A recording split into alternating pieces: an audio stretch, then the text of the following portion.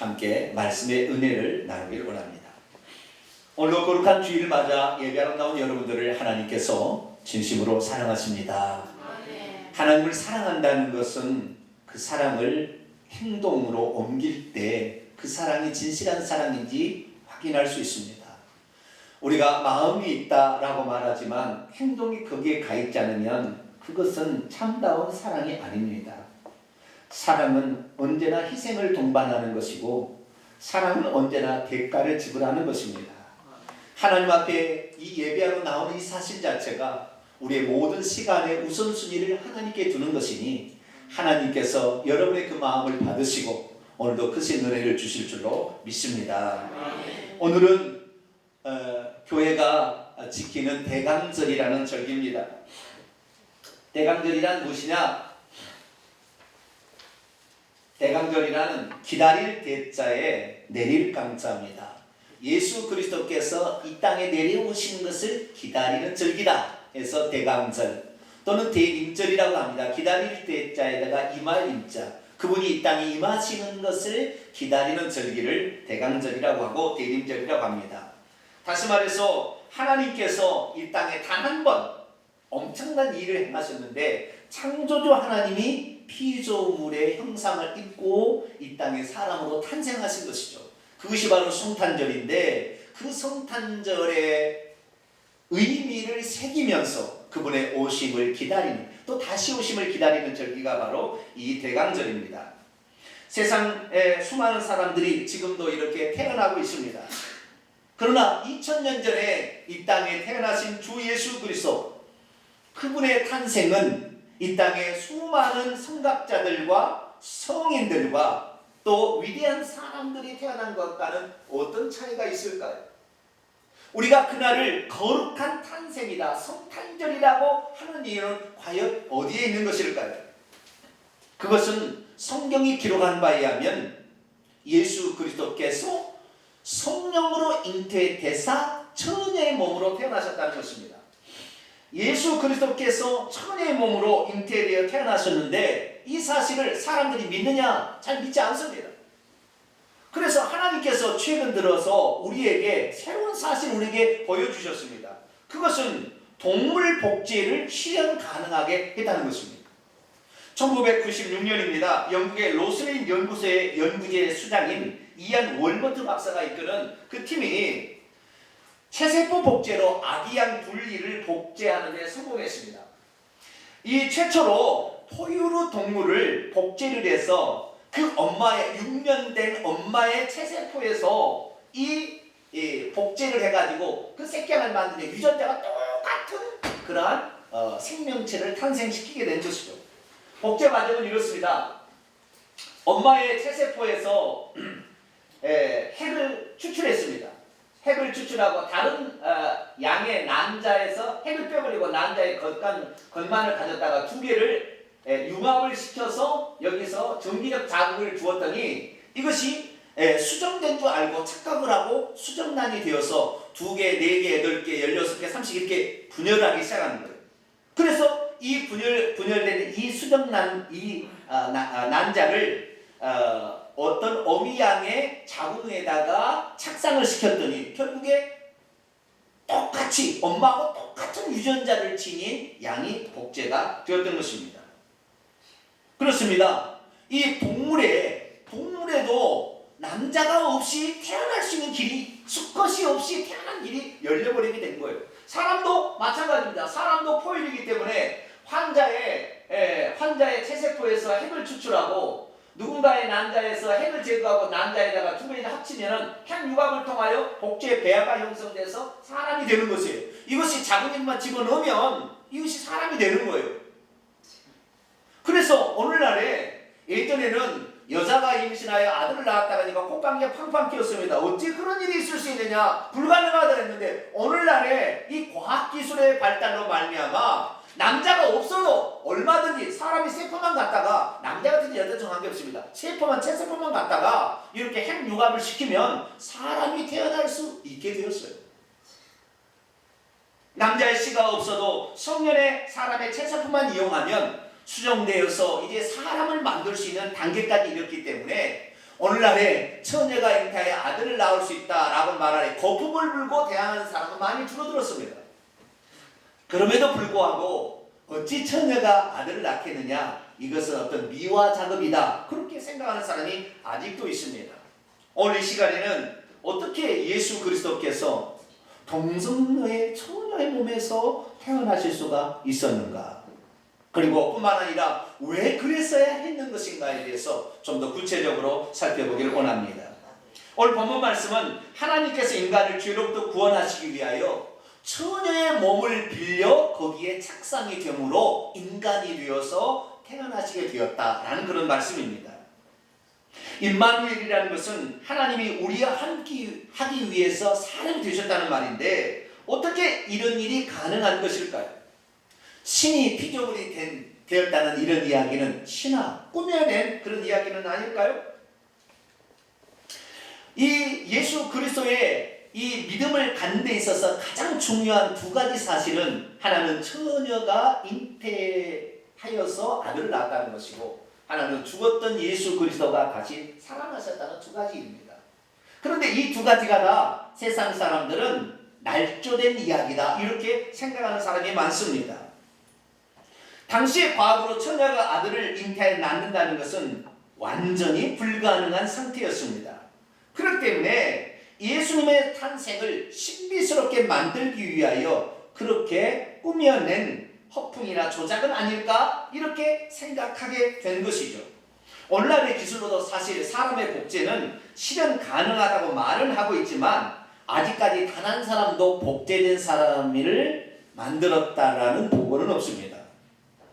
이 아기양 둘리를 만들어내는 이 최첨단의 과학자들도 276번의 실험을 거쳐서 복제양 둘리를 만들어냈지 그냥 쉬운 것이 아닌 것입니다. 그런데 사람의 복제는 거기에 더 어려운 것이 있다고 전해지고 있습니다. 그렇기 때문에 사람의 복제는 많이 어려운 것이 사실입니다. 그럼에도 불구하고 이 예수 그리스도께서 탄생하는 이 장면이 오늘 우리에게, 그리고 이 체세포 복제가 우리에게 말해주는 것은, 이것은 얼마든지 가능한 일이라는 것을 이 마지막 시대에 사는 사람들은 알라라고 그런 것이 아닐까요? 오늘 본문 말씀은 BC 4년경 갈릴리 나사렛에서 요셉에게 천사가 나타나서 일러준 사건입니다. 어느 날 요셉에게 가브리엘 천사가 나타났습니다. 그리고 그녀의 약혼녀에게 일어난 사건에 대해서 소상하게 알려줬습니다. 이제 결혼이 앞두고 있는 그런 시점에 이미 1년 전에 약혼했던 이 요셉은 마리아를 데려오려고 했어요. 그런데 그 마리아를 데려오려고 했는데 이미 소문에 마리아가 배가 불러온다라는 얘기를 들었던 것이죠. 그렇기 때문에 이 일을 생각할 때 과연 내가 저 여자를 데려오면 저 여자가 내 아내가 될 것인가 고민이 될 수밖에 없었던 것이죠. 그래서 그것을 고민하고 있을 때 천사가 나타나서 말했습니다. 뭐라고 말했느냐? 이렇게 얘기했습니다. 20절입니다. 우리 같이 한번 읽어보시죠. 지경이 먼저 이게 잘 안 보이시죠? 이 일을 생각할 때 주의 천사가 연명하여되 다윗아들 요셉아 내 아내 마리아 데려오기를 무서워 말라. 저에게 잉태된다는 성령으로 된 것이라. 이게 지금 이것이 이제 우리 개혁 한글인데요. 원문을 직역하면 정확한 의미가 나와요.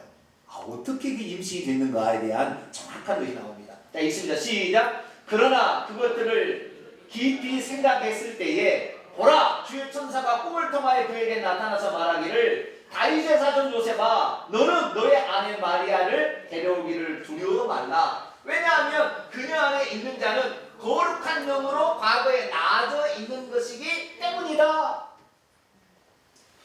우리 성경하고 많이 차이가 납니다. 우리가 우리 그녀에게 잉태된다는 성령으로 된 것이라 그렇게 되어 있는데 원문에 그렇게 되어 있잖아요. 그에게 그녀 안에 있는 자는 그녀 안에 지금 있는 자는 거룩한 영으로 잉태되어 있다라고 그렇게 말하고 있는 것입니다. 이 여자가 잉태한 것이 아니라 거룩한 영이 들어가서 그에게 잉태를 시켰다 이런 말이에요. 약간의 뉘앙스가 차이가 지금 있습니다. 어쨌든 이 마리아에게 임신되어 있는 그 아이는 그 여자가 임신하는 것이 아니라 하나님의 성령께서 나아지도록 아이를 잉태시켜 놓은 것이니 절대 두려워하지 말고 그가 바로 인류를 구원할 메시아다.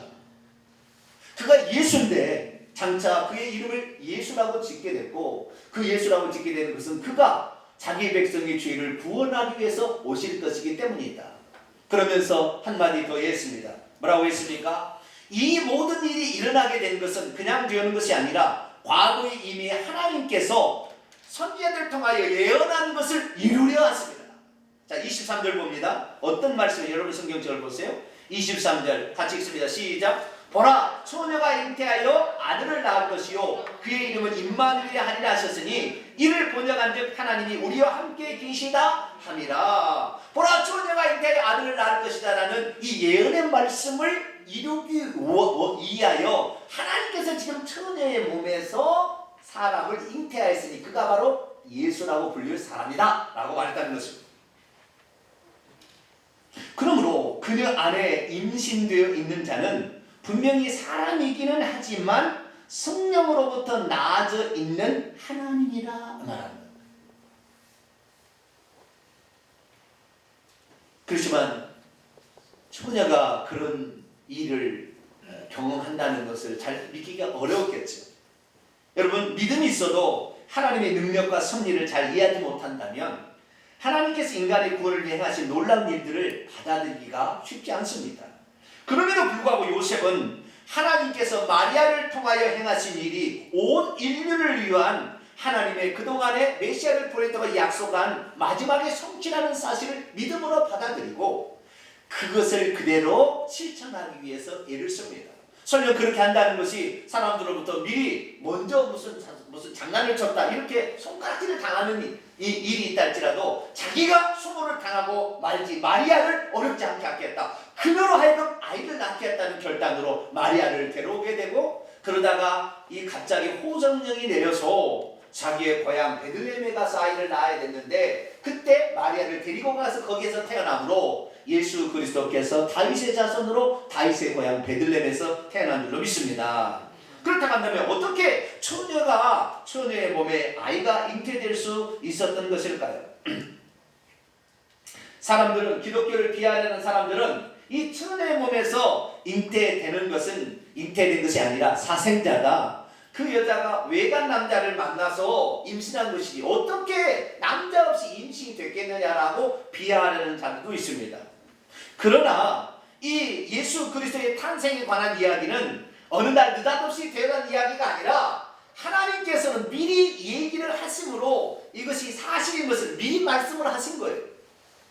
그러니까 이 성경에 기록된 이 사실과 그리고 예수 그리스도께서 정말 처녀의 몸에서 태어나셨다는 증거들이 이 땅에 남겨짐으로 말미암아 우리는 그분이 처녀의 몸에서 태어난 분이라는 사실을 알 수 있다는 것이죠. 그러면 어떻게 처녀의 몸에서 탄생할 수 있었을까요? 첫 번째, 그것은 성령의 능력으로 된 것입니다. 뭐의 능력으로 된다고요? 성령, 전지전능한 하나님의 능력으로 된다 그러는 것입니다.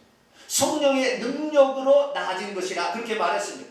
이것은 요셉에게 천사가 말하는 것이고요. 그 뒤에는 누가복음 1장 읽어보게 되면 마리아에게 찾아가서 가브리엘 천사가 또 얘기합니다. 그때 뭐라고 얘기했습니까? 천사가 말하기를 성령이 너의 위에 내려오시고 지극히 높으신 이의 능력이 너를 덮을 것이니 그러므로 태어나아지는 바 거룩한 분은 하나님의 아들이라고 불리어질 것이다. 성령의 능력으로 전능하신 하나님의 힘으로 되어진다 그렇게 말하고 있습니다. 뿐만 아니라 요한복음 1장 14절에는 그 성령의 능력으로 되어지는 그 씨는 말씀이다. 그래서 그 말씀이 육신을 입을 것이라고 말씀되어 있습니다. 1996년 인간들이 그전까지는 처녀 잉태 콧방이 팡팡 끼었습니다. 그런데 1996년을 기점으로 1997년에 네이처지에 아기양 둘리가 복제되었다는 사실이 알려지므로 그 다음부터 사람들은 이게 처녀가 얼마든지 아이를 낳을 수 있다 이렇게 된 거예요. 오늘날에 인간도 기술이 발달되어서 사람을 복제할 수 있는 단계까지 이르렀는데 전능하신 하나님께서 사람 하나 잉태를 못 시키겠습니까?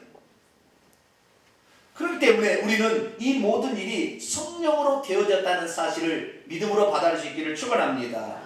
그럼 뿐만 아니라 이 성령으로 됐다고 단지 그렇게 핑계하는 것이 아니에요. 과학적인 증거도 있고 뿐만 아니라 이런 것들이 이미 구약 성경에 예언되어 있는 걸 이뤘다는 거예요.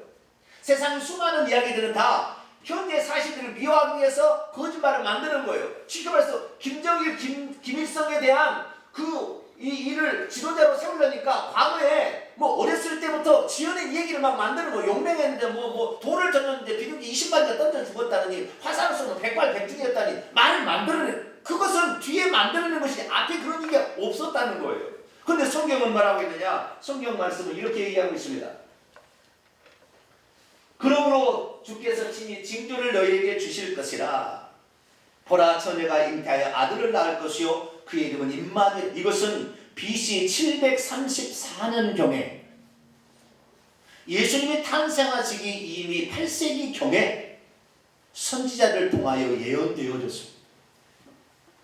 그래서 요셉에게 말하기를 네 아내에게 지금 일어난 사건은 이 예언의 말씀을 이루기 위함이다 라고 분명하게 얘기를 하는 거예요.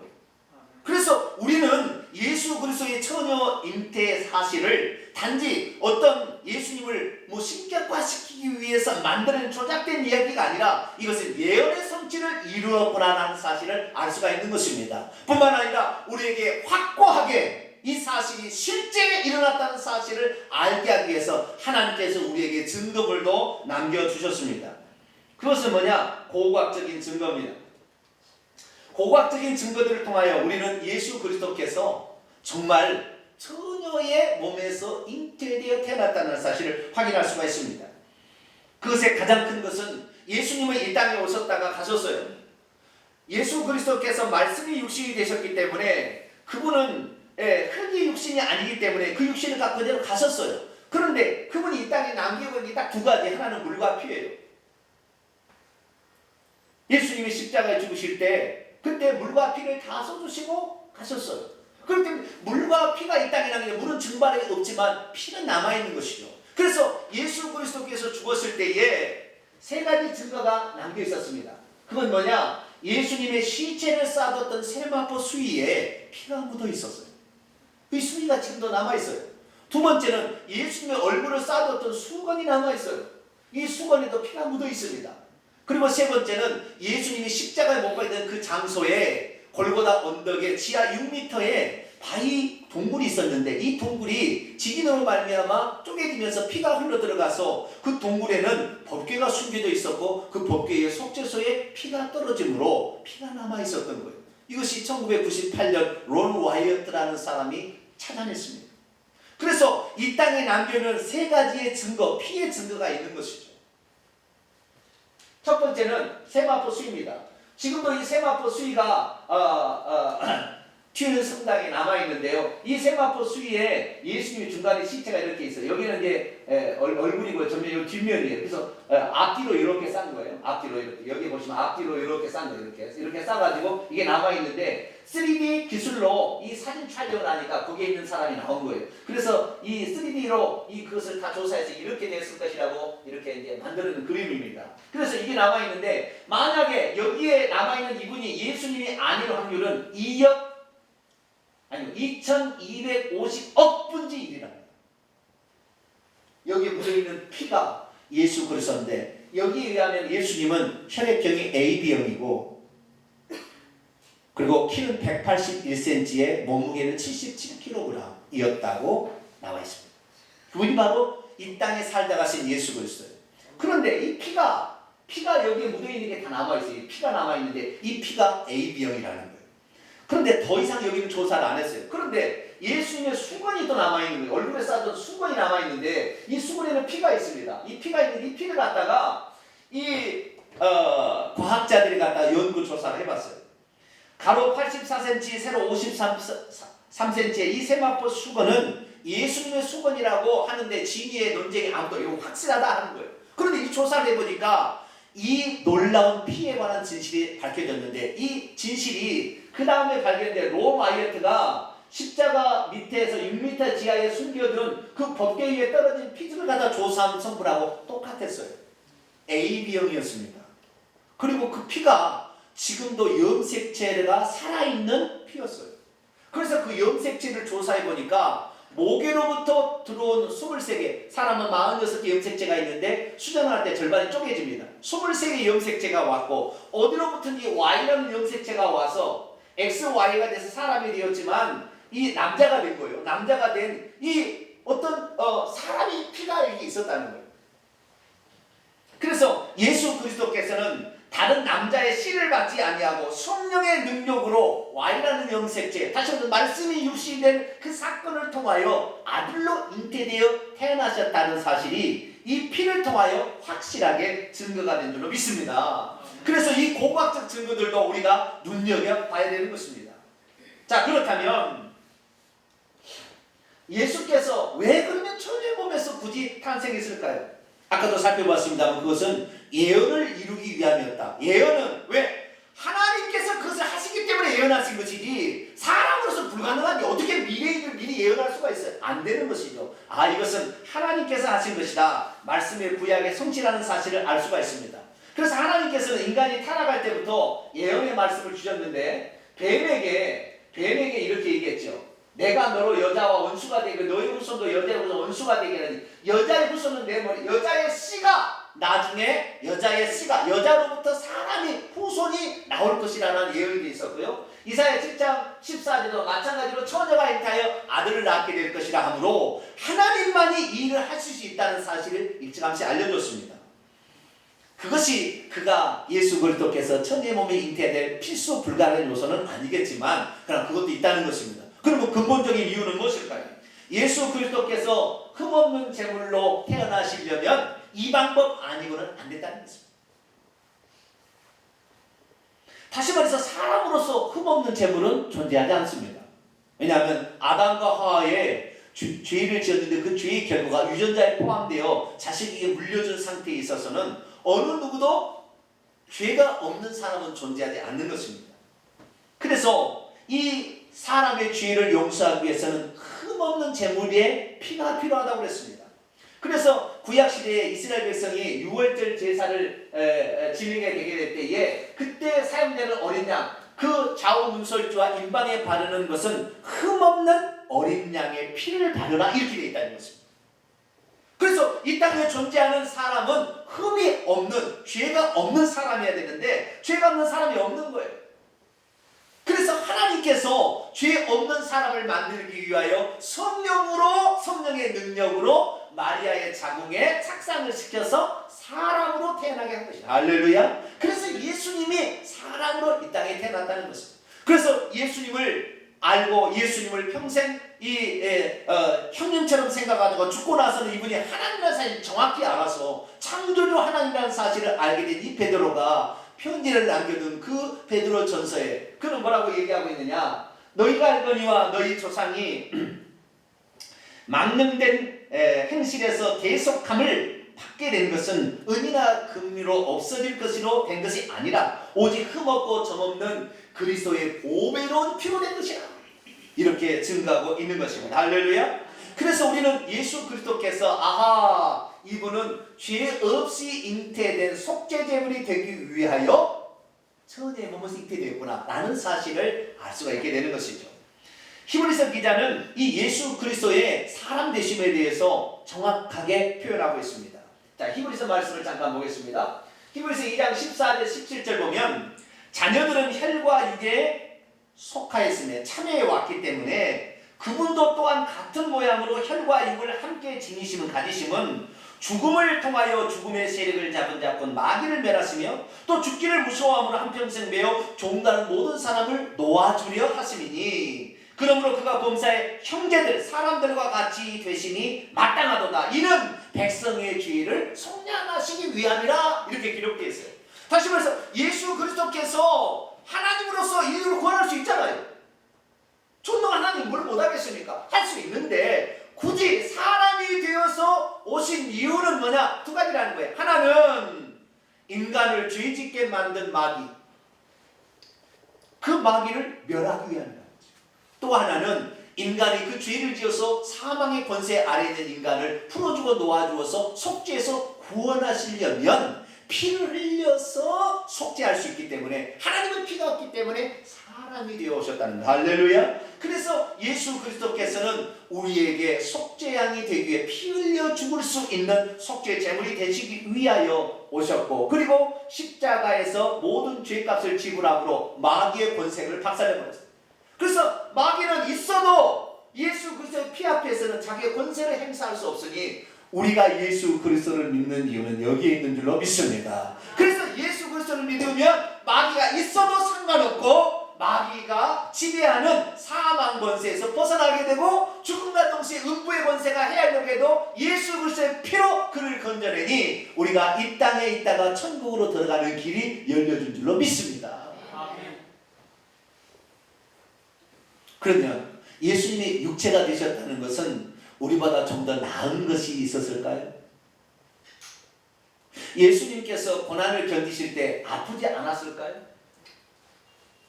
우리는 예수님이 육체를 지으셨고 피를 가셨다는 분에 좀 더 생각하는 부분이 있습니다. 예수님께서 사람의 육체를 취하셨다는 뜻은 무엇일까요? 그것은 예수 그리스도께서 우리와 똑같은 것이 있었고 뿐만 아니라 한 가지 다른 점이 있었다는 것입니다. 우리가 똑같은 것은 무엇입니까? 그분도 똑같이 사람이기 때문에 먹고 마셔야 살 수 있습니다. 예수님을 안 먹고 살 수 있었을까요? 잠을 안 자고도 살 수 있었을까요? 채찍으로 때리면 안 아팠을까요? 예수님도 똑같이 먹고 마시고 피곤하면 잠을 자야 됐다 이 말이죠. 예수님도 똑같은 사람이기 때문에 그런 인성의 육체를 지녔기 때문에 그 육체에 영양분을 공급해야 성장하니까 예수님도 먹어야 됐다는 것입니다. 예수님 화장실 안 갔을까요? 조사를 안 해봐서 잘 모르시겠죠. 예수님도 화장실을 가셨습니다. 왜? 사람이니까. 천사, 영적 존재라면 안 먹어도 되겠지만 사람은 음식을 먹어야 살 수 있다 이 말이에요. 그래서 예수님은 음식도 먹어서 성장하셨어요. 엄마의 자궁에 착상이 되어서 2개, 4개, 8개, 16개, 32개 이렇게 세포 분열이 되어서 성장해서 나와서 출생해서 자랐어요. 이렇게 자랐다 이 말이에요. 부모의 말씀에 순종하고 그 다음에 먹기 위해서는 일을 해서 돈도 벌었다 이 말이에요. 아시겠죠? 피곤하니까 저녁에 주무시고 살았다는 거예요. 그리고 육체를 지녔기 때문에 마귀의 유혹도 똑같이 받으셨어요. 그래서 예수님이 공생애를 시작할 때 40일 동안 금식하자 마귀가 돌을 떡덩이로 너는 만들 수 있지 않냐 한번 해봐라라고 시험도 하셨어요. 그래서 예수님도 우리가 똑같이 시험도 받으셨어요. 그리고 십자가에 가서 예수님이 채찍에 맞을 때 육체가 있기 때문에 육체가 찢어지면 아파요 안 아파요? 아픈 걸 고통을 호소하셔서 참을 길 없는 그 고통 속에 예수님도 가신 것이지 예수님의 육체는 뭐 우리하고 다르기 때문에 그 충분히 그건 아니라는 것입니다. 그러나 한 가지 다른 점이 있다는 거예요. 그것은 뭐냐? 예수님의 육체 안에는 죄된 본성이 없었다는 것입니다. 자, 성경 말씀을 하고 있습니다. 요한일서 3장 5절 같이 읽습니다. 시작. 그가 우리 죄를 없애려고 나타나신 것을 너희가 아나니 그분 안에는 죄가 있지 않느니라. 원문을 제가 지금 그분 안에는 뭐가 없다고요? 죄가. 이 죄는 단수의 원죄, 본죄, 죄된 본성이 그분 안에는 들어있지 않았다는 것입니다. 히브리서 기자도 4장 15절 이렇게 얘기합니다. 우리에게 있는 대제사장은 우리의 연약함을 동정하지 못하실 리가 아니요 모든 일에 우리와 똑같이 시험을 받으시는데 죄는 없다. 우리가 똑같이 시험도 받으시고 고난도 받으시고 피곤하고 죽으셔야 했지만 그러나 그에게는 뭐가 없다? 죄된 본성은 있지 않다는 것입니다. 그 죄된 본성, 이 죄된 본성이 없기 때문에 우리는 예수님에게서 공생애를 통하여 또 어린 시절을 통하여 뭘 발견할 수 없냐? 몇 가지를 발견할 수 없어요. 첫째는 예수님이 악한 모습을 발견할 수 없어요. 우리는 악한 모습이 있잖아요. 다윗도 악한 것이 있어요. 사람은 악한 것이 있습니다. 죄를 지는과 악한 것은 좀 다릅니다. 네? 죄를 지을 수 있어요. 그러나 죄를 무마하기 위해서 막 사람들의 힘을 동원해서 그를 막 억압시키는 건 악한 거예요. 그런데 예수님은 악한 게 없어요. 악한 본, 왜? 죄된 본성을 가지고 있지 않기 때문에.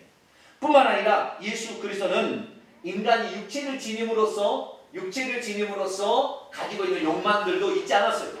인간들이 가지고 있는 욕망은 3가지입니다. 첫째는 육신의 정욕, 두 번째는 안목의 정욕, 세 번째는 이생의 자랑입니다. 육신을 가졌기 때문에 잘 먹고 싶고 편히 쉬고 싶고 성적인 욕망을 채우고 싶은 이런 게 있어요. 그러나 예수님은 이런 욕망에 사로잡히지 않았어요. 뿐만 아니라 안목의 정욕, 보게 되면 갖고 싶어하는 이 욕망, 여자들끼리도 많죠 그런 것이. 네. 이런 욕망이 예수님 있었다 없었다? 권력에 대한 욕망 이런 거 없었다. 이생의 자랑, 자기의 명예를 드높이고 자랑하고 자기를 높이고자 하는 그런 욕망이 예수님에게는 없었던 것이죠. 그러니까 예수님은 우리가 똑같은 육체를 가졌지만 단 하나 가지고 있지 않는 것은 죄에 대한 본성을 가지고 있지 않았다. 할렐루야. 그렇기 때문에 우리의 죄를 속할 만한 깨끗한 분이라는 사실을 확인할 수가 있는 것입니다. 뿐만 아니라 예수님은 우리가 똑같은 피를 가지고 있었어요. 그 피는 예수님의 생명 유지를 위해서 반드시 필요한 것이었습니다. 그래서 예수 그리스도의 그 피가 우리의 죄를 속할 수가 있는데, 이 피의 역할은 뭐냐? 이 피의 역할은 사람이 영양분을 보고받는 것은 다 피를 통해서 받는 거거든요. 그래서 우리 몸은 수조 개나 되는 세포로 구성되어 있는데, 이 세포에 영양분이 들어가지 않으면 이 세포는 죽게 됩니다. 그래서 이 피끼를 통하여, 이 심장의 펌프기를 통하여 영양분이 들어가게 되고 노폐물이 빠져나갑니다. 그리고 산소, 폐를 통해서 산소를 묻혀서 다시 산소를 공급하고 탄산가스를 밖으로 배출합니다. 또한 이 피 속에는 백혈구가 있어서 바이러스가 외부에 주변으로 이걸 죽일 수 있는 이 면역체계가 가동되어서 사람을 건강하게 만드는 거예요. 예수님도 똑같이 이 피의 흐름을 통하여 그 육체의 세포가 자라고 또 자기 몸을 보호하는 역할을 한 것은 똑같다는 거예요. 그런데 단한가의 차이점은 뭐냐? 바로 이 예수 그리스도께서는 죄된 본성을 소유하지 않았기 때문에 그분은 질병이나 또는 저주를 가지고 있지는 않았다는 거예요. 그래서 예수 그리스도께서는 암병에 걸리지는 않았고 몹쓸 질병에 시달리지 않았어요. 그렇기 때문에 우리가 알아야 될 것은 예수 그리스도는 육체의 본성을 지녔기 때문에 우리와 똑같이 느끼고 체험하긴 하셨지만 죄된 본성이 없었다는 사실을 확인할 수 있습니다. 그러면 예수 그리스도께서는 질병도 안 걸리고 뿐만 아니라 죄된 본성이 없기 때문에 저주가 없었으니까 우리하고는 영 다른 사람이었나? 그러지 않습니다. 예수 그리스도는 인간의 약점을 아셨어요. 죄된 본성을 가지고 있고, 그리고 그로는 말미암아 질병과 저주를 받는다는 사실을 아셨기 때문에 예수 그리스도께서는 그것을 없애기 위해서 자신의 마지막의 그 순간에는 그 인간의 질병을 없애기 위해서 채찍에 맞으셨고, 그리고 인간의 저주를 담당해서 십자가에서 저주의 끝인 사망의 그 형벌을 대신 받으신 거예요. 베드로전서 2장 24절을 보게 되면 신이 나무에 달려 그의 몸 안에서 우리의 죄를 담당하셨으니 이는 우리의 죄들로 인하여 의에 대하여 살고 죄에 대한 죽고 의에 대하여는 살게 하려 하셨습니다. 그가 채찍에 맞음으로 너희는 나음을 받았나니. 다시 말해서 질병의 문제를 우리 주님은 너무 잘 아시는 거예요. 그래서 여러분이 혹시 질병에 걸려있으면 예수 그리스도에게 간구하시기 바랍니다. 내 질병을 고쳐달라. 그러면 주님은 우리 약점을 아시기 때문에 고쳐주시는 거예요. 그것을 위해서 이미 십자가에 죽으셨기 때문에. 그래서 예수 그리스도를 제대로 믿으면 믿을수록 육체의 질병은 사라지게 되어 있습니다. 할렐루야. 내가 예수 그리스도를 믿었는데 질병이 깊어지고 있다. 이 사람은 지금 예수 안 믿는 사람입니다. 사실 겉으로만 믿는 사람이에요. 예수를 진정 믿는 사람이라 한다면 질병이 깊어지지 않아요. 물론 나이가 들어서 나중에 돼서 이제 유효기간이 찬 사람은 좀 약해질 수는 있어요. 그러나 보편적인 상태에서는 건강에 사는 것은 예수 그리스도께서 우리의 질병을 대신 담당하셨기 때문에. 할렐루야. 뿐만 아니라 십자가에서 예수님은 우리 죄를 위해서 저주의 십자가를 지셨어요. 그래서 십자가에서 저주를 다 담당하심으로 우리에게 남아있는 저주는 없습니다. 그래서 예수 그리스도를 믿으면 저주에서 해방되니 잘 살 수밖에 없는 줄로 믿습니다. 뿐만 아니라 예수님은 피를 가지셨어요. 아까도 잠깐 얘기했습니다만은 예수님 피를 가졌기 때문에 이 피가 다른 것은 한 가지는 그 피는 흠없는 피라는 거예요. 죄된 본성이 들어가지 않는 피라는 것입니다. 그렇기 때문에 이 피가 우리의 죄를 속할 수가 있습니다. 히브리서 기자는 이렇게 선언하고 있습니다. 하물며 영원하신 성령으로 말미암아 흠없는 자기를 하나님께 드린 그리스도의 피가 어찌 너희 양심으로 죽은 행실에서 깨끗하게 하고 살아계신 하나님을 섬기지 못하게 하겠느냐. 요한일서 1장 7절에도 그 아들 예수의 피가 우리의 죄를 깨끗하게 한다. 왜? 예수의 피가 깨끗하기 때문에 우리의 죄를 깨끗하게 씻어줄 수가 있습니다. 할렐루야. 그래서 예수 그리스도께서 육체를 지으시고 피를 가지신 것은 우리와 똑같습니다. 단 한 개의 차이점이 있다면 죄된 본성이 그 안에 없었고, 뿐만 아니라 그분의 피는 깨끗한 피였다. 할렐루야. 그렇기 때문에 이 예수 그리스도께서 우리의 죄를 속죄할 수 있는 거예요. 이러기 위해서 처녀의 몸에서 태어나실 수밖에 없었던 것입니다. 믿음이란 무엇입니까? 인류를 대속하기 위한 하나님의 방법대로 하나님께서 그 사람으로서 흠없는 제물로 오시기 위하여 처녀의 몸에 잉태되셨음을 시인하는 것입니다. 할렐루야. 그래서 동정녀 마리아의 그 태의 예수님이 육체와 혈을 가진 존재로 거기에 착상이 되어서 이 땅에 태어나셔서 사시다가 33년의 공생애를 마치시고 십자가에서 우리의 죽음의 대신 죽음을 담당하심으로 우리의 죄가 없어진 줄로 믿습니다. 요셉은 뭐 이 모든 것을 다 알아지는 못했겠지만 그러나 천사의 말을 들었습니다. 그걸 데려옴으로 말미암아 그 여자를 데려옴으로 말미암아 자기에게 쏟아지는 비난과 그리고 몹쓸 짓을 했다는 얘기를 들은 이 수많은 수모들을 자신이 감당하고자 생각했습니다. 그리고 저 아이는 내 아이가 아님에도 불구하고 나는 그의 아버지로서 그 책임을 감당하겠다고 요셉이 결단했습니다. 그렇기 때문에 우리는 예수 그리스도의 아버지를 요셉이라고 지금도 말하는 것입니다. 요셉은 그러나 그 수모를 당하지 않게 돼요. 왜냐하면 하나님께서 예수님을 태어나자마자 애굽으로 피신시킴으로 말미암아 요셉이 다시 갈릴리 나사렛에 돌아갈 때는 아무도 이 자식이 요셉의 자식이 아니라고 하는 사람이 없었습니다. 그래서 우리가 하나님 말씀에 순종하게 된다면 하나님 우리의 수모도 대신 다 감춰주십니다. 할렐루야. 우리 주님의 영광을 위해서 우리가 사용되어지게 될 때 하나님은 우리의 고통당함을 허락지 아니하시고 피할 길을 내사 우리라면 충분히 감당케 하십니다.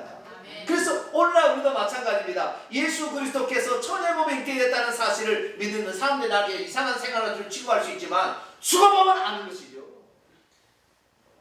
즉시 어떻게 되는지 그는 알게 되는 거예요. 죄 사함을 받지 못한 그 비참한 말로가 어떤 것인지 그들은 나중에 알게 될 거예요. 아니에요. 나중에 아니에요. 지금도 알게 됩니다. 왜? 예수 그리스도의 피로 죄 사함을 받지 못한 사람은 가족의 저주가 계속 흘러갈 수밖에 없는 것이고 오늘도 몹쓸 질병과 치매에 걸려서 죽는 일이 발생한다 이 말이죠. 그렇기 때문에 오늘 우리가 예수 그리스도의 그 속죄의 흠없는 피를 우리가 믿음으로 말미암아 이 땅에서부터 저주에서 노예받게 되기를 축원합니다. 예수 그리스도를 믿는다는 것은 이 땅에서도 복이고 우리가 죽는 순간에 마귀하고 영영 빠이빠이 해서 천국에 들어갈 수 있으니 우리는 주 예수 그리스도만을 온전히 믿게 되기를 축원합니다. 예수 위에 구원자가 없구나. 예수의 피가 우리의 죄를 속하는구나. 예수만이 우리의 생명줄이구나. 이 사실을 끝까지 잘 믿어서 여러분 꼭 구원받기를 축원합니다. 그리고 그것을 이루기 위해서 단 한 가지 우리가 회개치 못한다면 예수님이 아무리 거룩한 피랄지라도 내 것이 되지 않아요. 그래서 오늘도 우리가 회개를 해야 될 줄로 믿습니다. 예수 그리스도 믿어도 죄를 짓잖아요. 회개할 수 있길 바랍니다. 그러면 마귀가 우리를 붙잡아서 쓸 수 있는 근거가 상실되어 버립니다. 그래서 우리가 어려움이 없는 거예요. 날마다 회개를 통하여 또 예수 그리스도의 믿음을 통하여 여러분의 삶이 복된 삶이 되기를 간절히 축원합니다. 기도하겠습니다. 거룩하신 하나님, 예수님은 우리와 똑같이 인성을 취하셨지만 그러나 성령의 능력으로 잉태되심으로 그분 안에는 죄된 본성이 없고 뿐만 아니라 그분의 피는 깨끗한 피여서 우리의 죄를 속죄하는 줄로 믿습니다. 이제 주 예수 그리스도만을 붙잡게 되면 이 땅에서도 저주와 가난과 질병에서 벗어날 뿐만 아니라 죽어서 마귀와 영영 이별하여 천국에 들어갈 수 있으니 오직 예수님만 붙잡고 가는 저희들 되게 해 주옵소서. 우리 주 예수 그리스도의 이름으로 기도하옵나이다. 아멘.